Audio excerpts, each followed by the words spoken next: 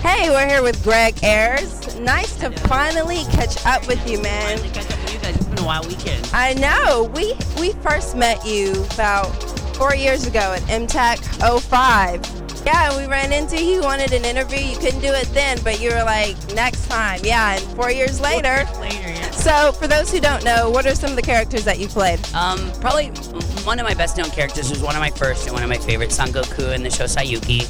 I've been fortunate enough to do the voices of a lot of really awesome characters. Negi Springfield and Negima, Heihachi in Samurai 7, Chrono and Chrono Crusade. I might have already just said that. Kaoru Nagisa in the director's cut of Evangelion.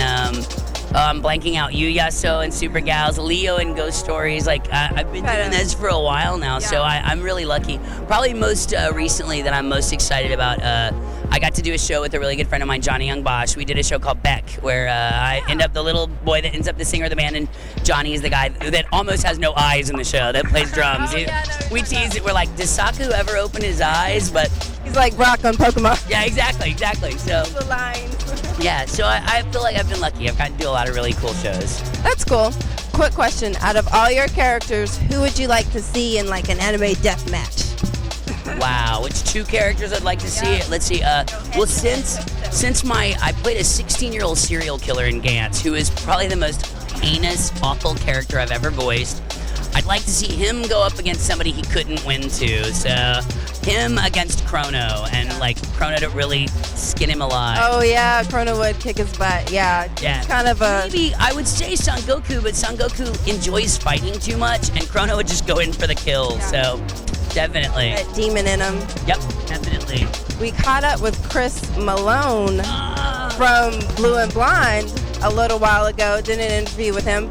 He told us, he referenced how you guys first met.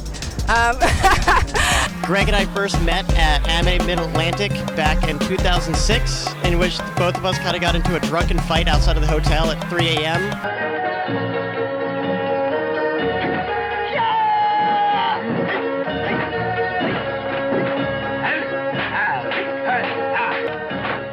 I'm the drunk with inner strength. So funny. The best thing about drunken fights is you don't remember them later. So there was an altercation when we first met, but the funnier thing is I saw him later and totally had no recollection of most of it. And he's such a sweet guy. He's a great guy. I wrote the foreword on his new book, and he even middle finger. I'm on camera. He even blanked out my middle fingers in the drawing of the book. So. But yeah, he's a great guy. In fact, I have to make sure I get by his table to get his Guineasaurus Rex cards to take home, because my friends all like his work too. So how's that project coming with you voicing I did the first test part of it, and that's actually out on YouTube now. And then I'm just waiting for him to do more animation. He's one of those guys that his fan base or his readership demands so much out of him that he really hasn't gotten to work on a lot of the new animation stuff. But that's one of his long-term goals, and I told him I'm there, I'm ready for it when you're ready. So we haven't done much more since, but I'm excited about it. It's a cute strip. It'll be a fun show. New stuff. What are you up to? Well, let's see. I'm working on because everything is hush-hush until the last second, I'm working on one really big new project that I wish I could talk about, but I can't. Some of my shows are now just finally streeting that we finished.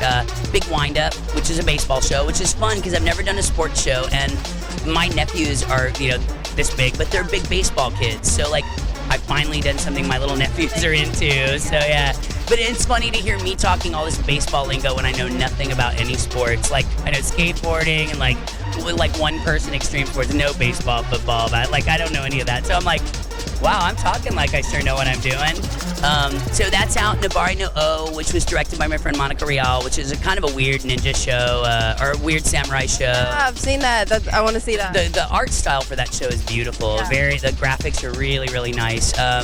My little dude in Full Metal Alchemist has evidently come back for one small bite, because I did a little bit of that the other day with Caitlin. The second season of Negim is finally finished releasing, so a lot of my stuff is still just coming out, but unfortunately none of my new stuff I can talk about. Well, thanks for spending time with us. Thanks for finally giving us that interview. Yeah, never forget. Thanks. And thank you for watching.